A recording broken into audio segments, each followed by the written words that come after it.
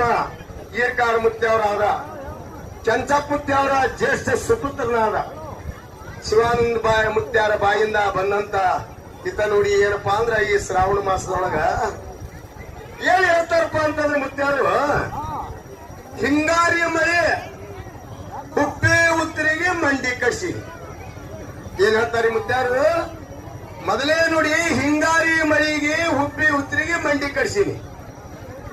ಎರಡನೇದೇನು ಹೇಳ್ತಾರಪ್ಪ ಅಂತಂದ್ರ ಮುಂಗಾರಿ ಈಗೇನ್ ಬಿತ್ತೆಲ್ಲ ಮುಂಗಾರಿ ಸಜ್ಜಿ ಕಟ್ಟಿ ಒಕ್ಕಳ ಎದ್ದು ಹೇಳ್ತಾರೆ.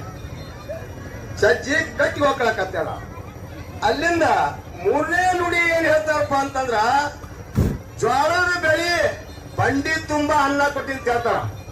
ಜೋಳದ ಬೆಳಿ ಬಂಡಿ ತುಂಬಾ ಅನ್ನ ಕೊಟ್ಟಿ ಅಂತ ಹೇಳ್ತಾರ. ಇನ್ನು ಮತ್ತೆ ಏನ್ ಹೇಳ್ತಾರಪ್ಪ ಅಂದ್ರ ಜ್ವಾಳದ ಬೆನ್ನ ಗೋಧಿ ಕುಸಿಬಿ ಕಡ್ಲಿ ಇವು ಜ್ವಾಳದ ಬೆಳೆ ಹೇಳ್ತಾರೆ. ಇವು ಮೂರು ಕಾಳುಗಳು ಅಂದ್ರೆ ಎಲ್ಲಾನು ಆನಂದದಿಂದ ಬೆಳಿತಾರ ಅಂತ ಗುರುಗಳು ಹೇಳ್ತಾರ. ಇನ್ನು ನಾಲ್ಕನೇ ನುಡಿ ಏನ್ ಹೇಳ್ತಾರಪ್ಪ ಅಂತಂದ್ರ ಹತ್ತಿ ಸಾಲಾಗ ಹಮೀನಿ ಹೋಗಿದೀನಿ. ಹಮೀನ್ ಅಂದ್ರೆ ಏನ್ರಿ ಬಂಗಾರ ಏನ್ರಿ ದಾಣಿ ಬಾಳ 10,000 15,000 ಹಿಂಗ್ ಮಾಡ್ತದ ಅಂತ ಅದು ನಮ್ ತರ್ಕ. ಇನ್ನ ಐದನೇ ನುಡಿ ಏನ್ ಹೇಳ್ತಾರಪ್ಪ ಅಂತಂದ್ರ ಹಿಂಗಾರಿ ಮಳಿ ಒಕ್ಕಲಿಗಾಗ ಬೇಡದಾಗ ಕೊಟ್ಟಿನಿ ಗುಡಿ ಕಟ್ಟಿ ಆಡೀನಿ. ಏನ್ ಹೇಳ್ತಾರ್ರಿ ಐದನೇ ನುಡಿ ಹಿಂಗಾರಿ ಮರಿಗಳು ಒಕ್ಕಲಿಗಾಗ ಬೇಡದಾಗ ಉಡಿ ಕಟ್ಟಿ ಆಡಿನ ಅಂತ ಹೇಳ್ಯಾರ.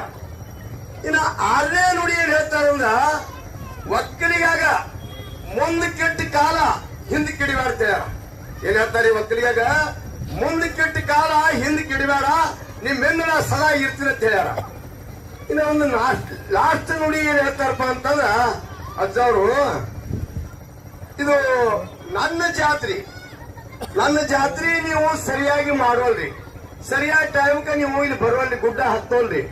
ಅದಕ್ಕ ಅವಾಗ ಸಣ್ಣ ಊರಿತ್ತು, ಸಣ್ಣ ಜನ ಇತ್ತು, ಏನೋ ಕುಂದು ಕೊರ್ತಿ ಇದ್ದಿದ್ದಿಲ್ಲ. ಈಗ ಊರ ದ್ವಾರದಾಗ್ಯದ ಕುಂದು ಕೊರ್ತಿ ಬರ್ಲಾಕತ್ತೇವು.